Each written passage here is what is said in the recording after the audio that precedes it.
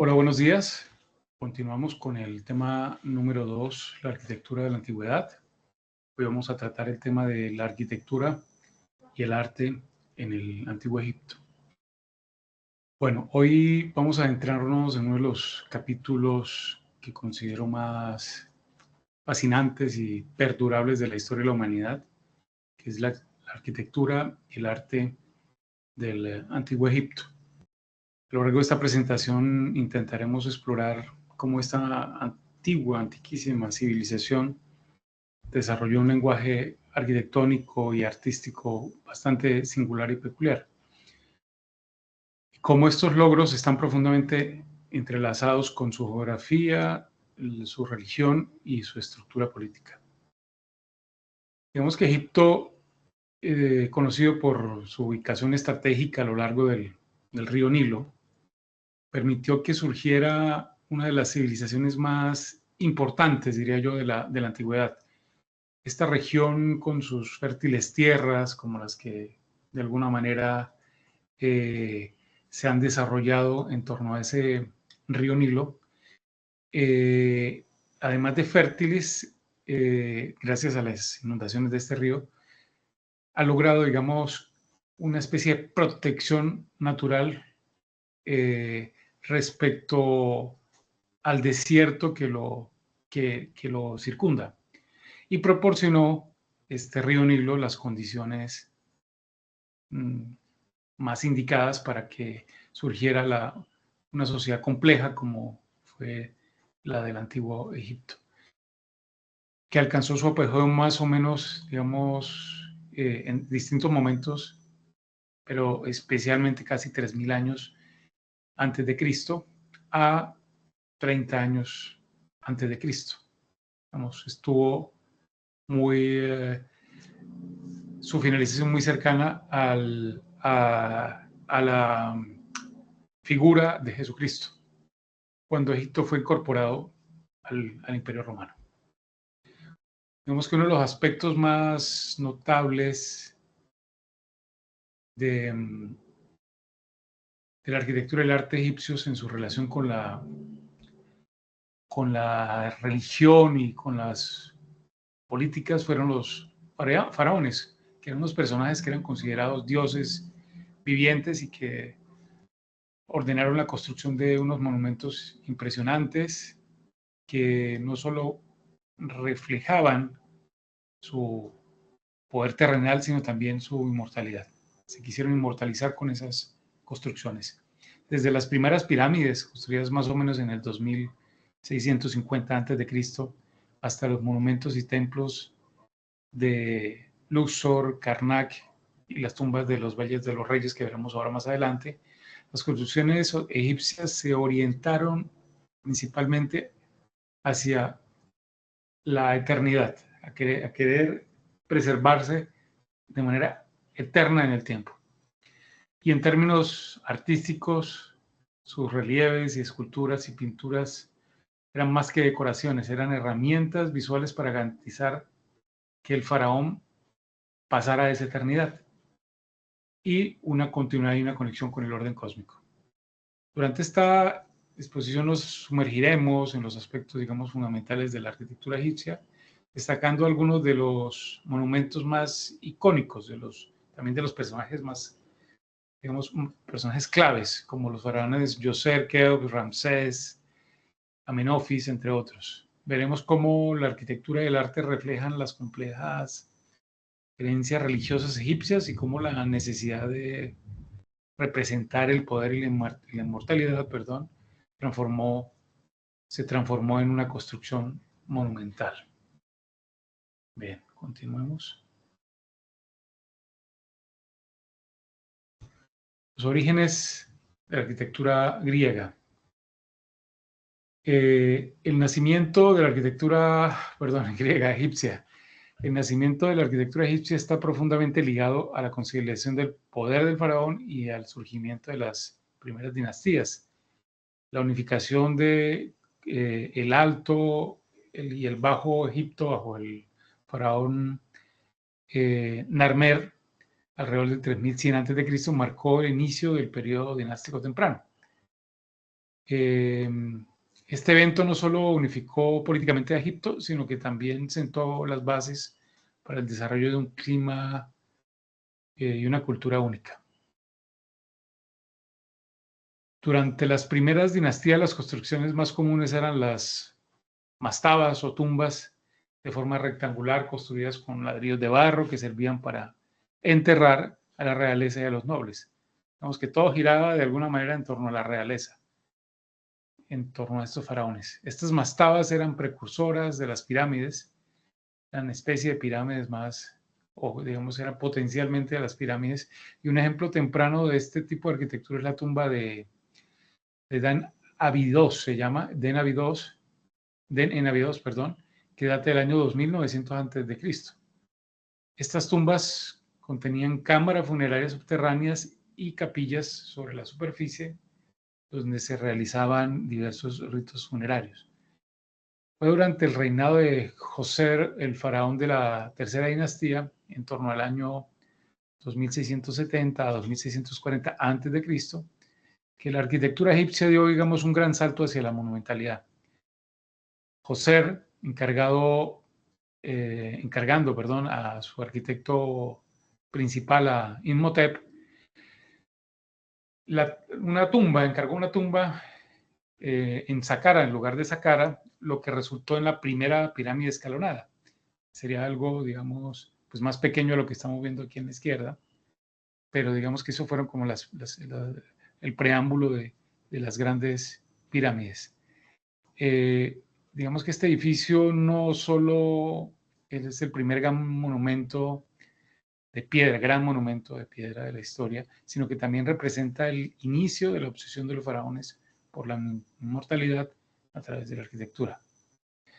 Imhotep, el arquitecto, el genio detrás de este diseño, fue tan reverenciado que más tarde fue deificado, es decir, lo convirtieron en Dios, o fue reconocido como el Dios de la medicina y de la sabiduría. Aquí al lado derecho podemos ver la ubicación en el tiempo y en el espacio, el color amarillo, el imperio antiguo, el color verde un poco más oscuro, el imperio medio, por así decirlo, es decir, que también comenzó a desarrollarse desde el mar Mediterráneo hacia abajo, hacia África, hacia el sur, y al punto de llegar, digamos, el tercer imperio, ahí cerca de la zona que se conocía como Napata, pasando por construcciones por zonas donde se hicieron las construcciones que ya veremos más adelante como Abu Simbel.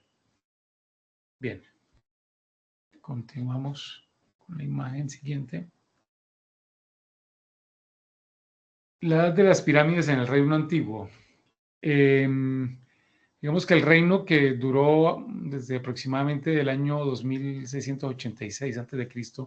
hasta el 2181, en torno a 500 años, es conocido como el reino de la Edad de las Pirámides.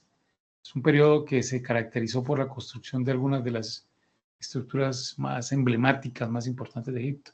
Fue durante la dinastía cuarta, entre el año 2580 y 2510 a.C., cuando se construyeron las famosas pirámides de Giza. La del centro, la más grande, la de Giza es la principal, y que fue construida además por el faraón Keops, muy conocido en la historia, y es la más grande de todas, alcanzando una altura original de 146 metros. Era más o menos lo que hoy en día en cuadras diríamos que sería como una especie de cuadra y media, siendo compuesta por más o menos unos 2,3 millones de bloques de piedra caliza y granito. Una cosa impresionante. Se estima que la construcción de esta pirámide, que fue terminada alrededor del año 2560 a.C., requirió de una fuerza laboral tal de miles de personas que estuvieron trabajando durante cerca de más de 2 décadas.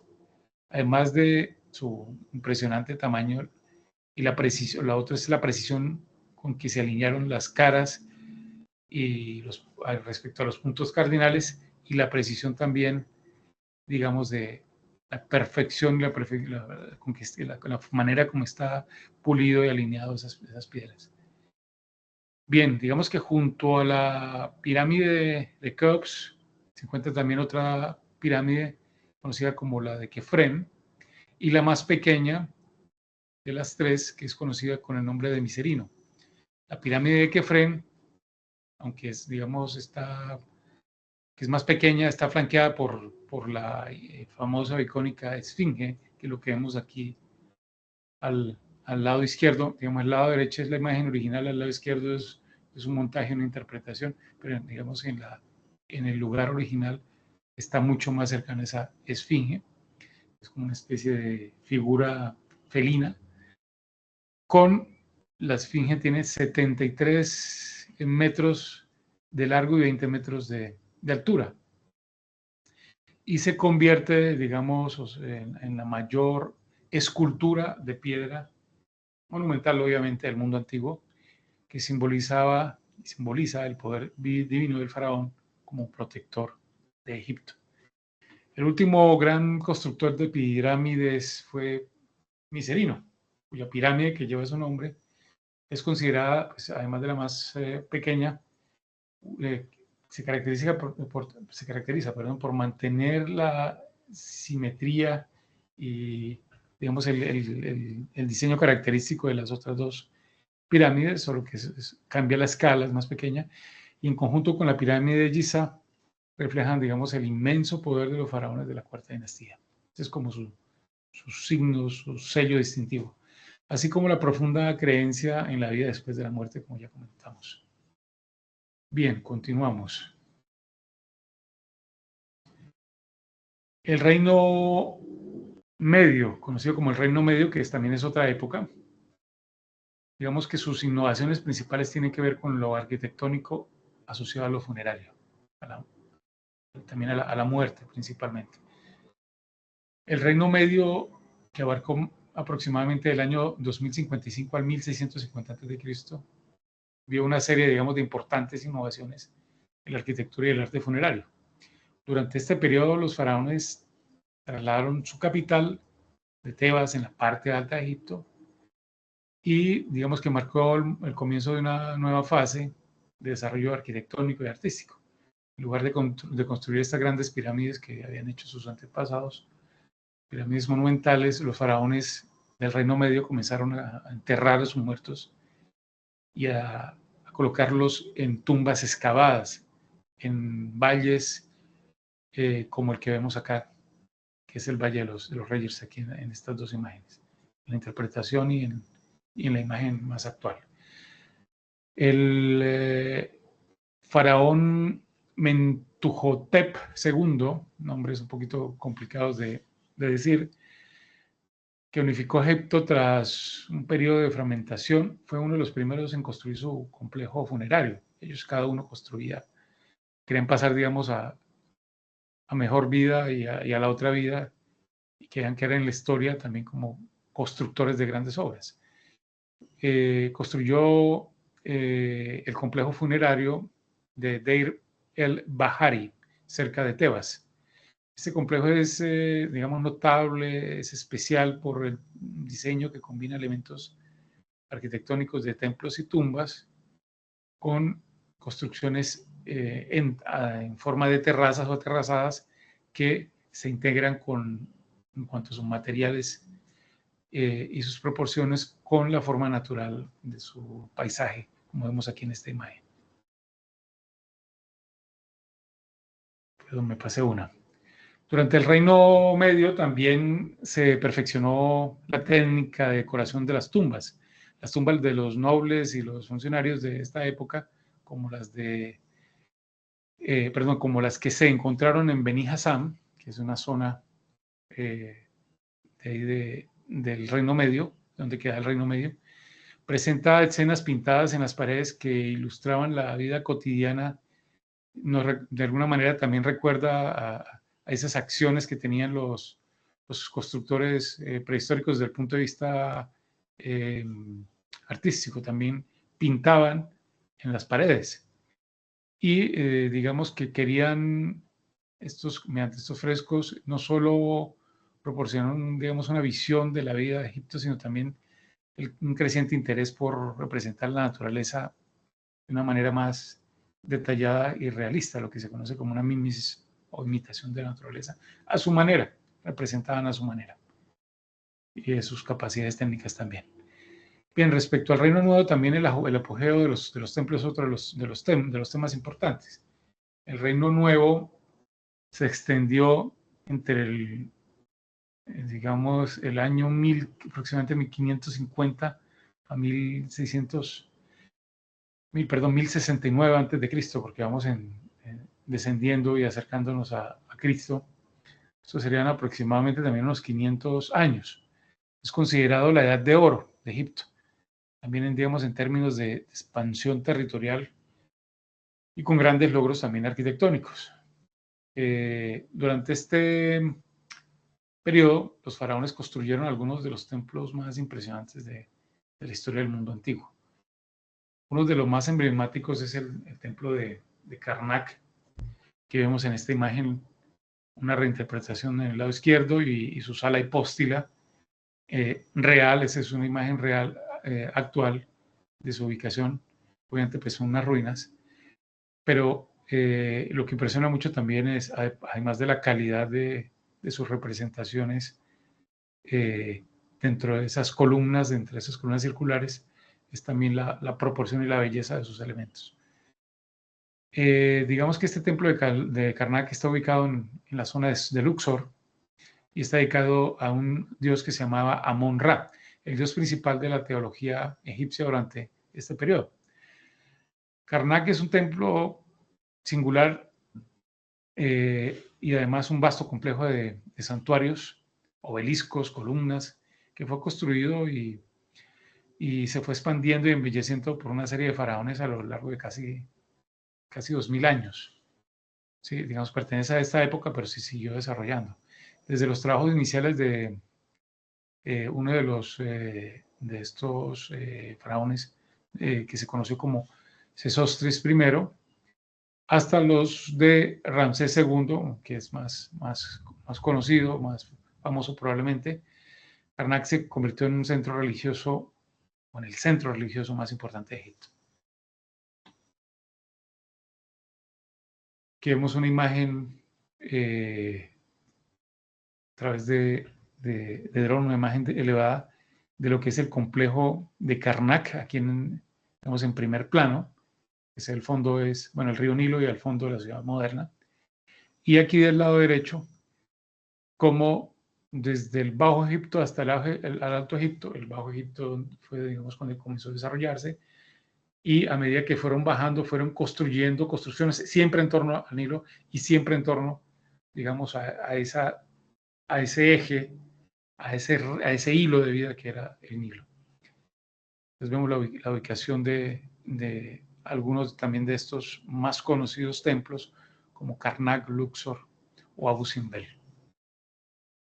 Entre los monumentos, digamos, más sobresalientes del complejo de Karnak se encuentra la gran sala hipóstica que ya comentamos, y un espacio aproximadamente de unos 5.000 metros cuadrados, con 134 colosales columnas que alcanzan aproximadamente unos 21 metros, que es la sala hipóstila, con capiteles en forma de papiro. Estas columnas están ricamente decoradas con relieves que representan las escenas rituales religiosas de ofrendas a los dioses y también de desfiles militares, que es esta que vimos aquí, del lado derecho. Bien, continuamos. A poca distancia de Karnak se encuentra también otro templo, el famoso templo de Luxor, que está en la misma zona de Luxor, digamos que es la población, y que también es otro de los monumentos impresionantes que inició el faraón Amenofis III, más o menos entre el año 1390 a 1352 a.C., la época de este faraón, y embellecido por Ramsés II también. Este templo está dedicado al culto de la que se conoce como la tríada tebana o de Tebas, al culto a los dioses Amón, Mut y Yonsu, y jugaba un papel central en las celebraciones del festival de Opet, se llamaba este festival, en el cual las estatuas de los dioses eran transportadas en barcas ceremoniales desde Karnak hasta Luxor, que están relativamente cerca. Otro monumento extraordinario es el que estamos viendo aquí en esta imagen, tanto en la interpretación de la izquierda como en la imagen más actual de la derecha, es el templo de Abu Simbel. que fue excavado en la roca por orden de Ramsés II, uno de los grandes faraones, en torno al año 1264. Vemos que este templo dedicado por Ramsés a los dioses Ra, Orajti, Pat y Amón, está flanqueado por 4 estatuas colosales que vemos aquí del faraón, cada una de más de 20 metros de altura. Ausimbel no solo es una, digamos, proeza de la ingeniería y la arquitectura, sino también es un símbolo del poder de Ramsés II. Es como su niño consentido y su dominio también sobre la región situada al sur de Egipto. Eso es lo que representó la influencia de Ramsés II. Bien, continuamos. Respecto al arte, el arte como símbolo de lo terrenal, pero también de la eternidad, del espiritual. El arte egipcio es inseparable de su arquitectura, como podemos ver en esta imagen, en esta recreación. Ambos están profundamente influenciados por la religión y la obsesión con la inmortalidad. Las esculturas, pinturas y relieves en los templos y tumbas no eran meramente decorativos, sino que cumplían también una función simbólica y mágica para asegurar, digamos, la vida eterna del faraón y de todos sus súbditos. Uno de los ejemplos más icónicos, más conocidos del arte egipcio es el busto de Nefertiti. Es absolutamente fantástica su representación y que no tendría nada que envidiarle a una representación contemporánea en cuanto a su calidad y su capacidad de imitar la realidad. El busto de Nefertiti, que data alrededor de 1345 y que, digamos, fue esculpido por uno de los artistas más famosos también de esta época, conocido como Tutmosis. Esta obra representa a la esposa de Akenatón, el faraón, y es notable por su belleza, por su elegancia y por su realismo. Y de alguna manera es como la idealización, el símbolo perdurable de la belleza del arte de Egipto. Las proporciones son reales y se nota que son absolutamente de una belleza impresionante, técnica, estética y en sus proporciones. El arte funerario, especialmente en las tumbas de los del Valle de los Reyes, lo teníamos por aquí atrás, regreso un poquito, Valle de los Reyes, regreso otra vez hacia adelante, muestra escenas de la vida después de la muerte, como el juicio de Osiris y el viaje del difunto a través del inframundo, perdón, no inframundo, abajo, infra es de abajo. Y esta es una representación y una imagen interna original de la tumba de Tutankamón. Vemos que esta tumba, la tumba de Tutankamón, fue descubierta por un personaje que fue muy conocido, arqueólogo conocido como Howard Carter, en el año 1922, bastante reciente si lo miramos en el tiempo, en los años que han pasado desde el inicio de la civilización hasta hoy en día.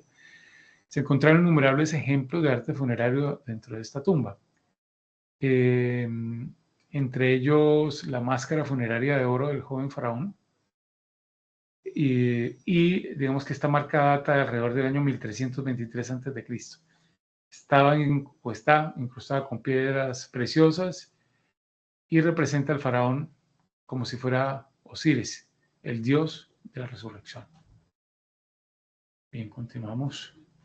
Otro de los ejemplos importantes del arte de Egipto son las estatuas colosales. Ya vimos varias en estas imágenes. Y estas estatuas colosales, digamos, adornaban también acompañaban, ¿no?, los templos y las tumbas, como vimos en la esfinge de esa especie como de gato. Estas esculturas no solo representaban a los faraones como poderosos, perdón, gato no, felino quise decir, de estas esculturas, digamos, representaban a los faraones como poderosos y divinos, como comentaba, y también servían para perpetuar su memoria. La imagen que vemos aquí es la del coloso de Menón, o los colosos de Menón, y digamos que es una gigantesca estatua del faraón Amenofis III, alrededor del año 1350 a.C., y se encuentra muy cerca de las construcciones de Luxor. Estas estatuas colosales reflejan también la importancia del faraón como un intermediario entre el hombre y el más allá, y los dioses. Bien, ya para finalizar, vamos con la siguiente imagen. Como conclusiones, en conclusión, la arquitectura y el arte del antiguo Egipto representa algunos de los logros más extraordinarios de la historia de la humanidad, desde las pirámides de Giza, que siguen siendo una de las grandes maravillas del mundo antiguo, hasta los templos de Karnak, Luxor y Abu Simbel, que vimos que fueron los, habiendo más, fueron los que presentamos principalmente por la manera como son valorados. Estas estructuras no son, un segundito por favor.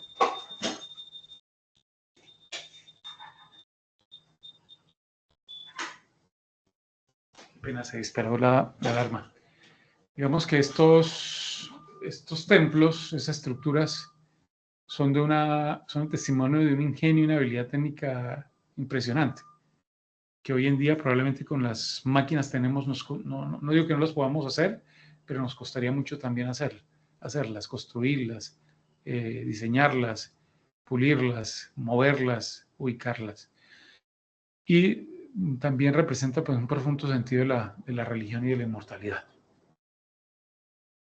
Aquí vemos la máscara que hablábamos atrás, la famosa máscara que representa al dios Osiris, el faraón como si fuera el dios Osiris.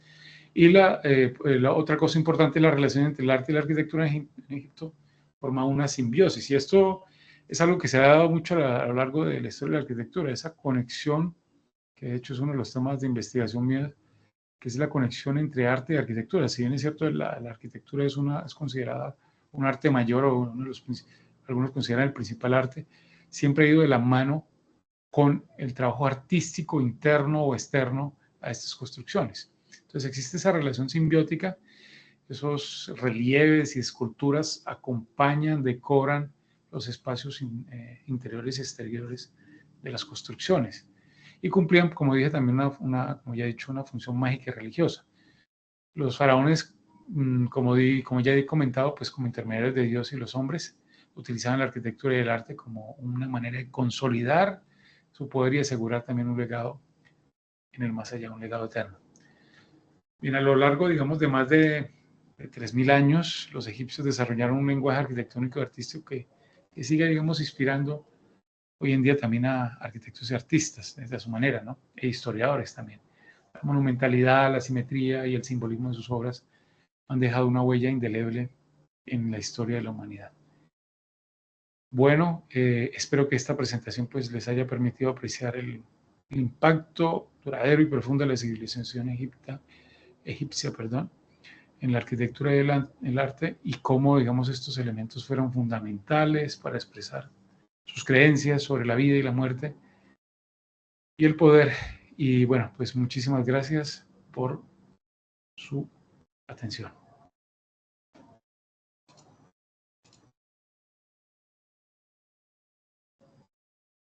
Segundito, finalizo. Gracias.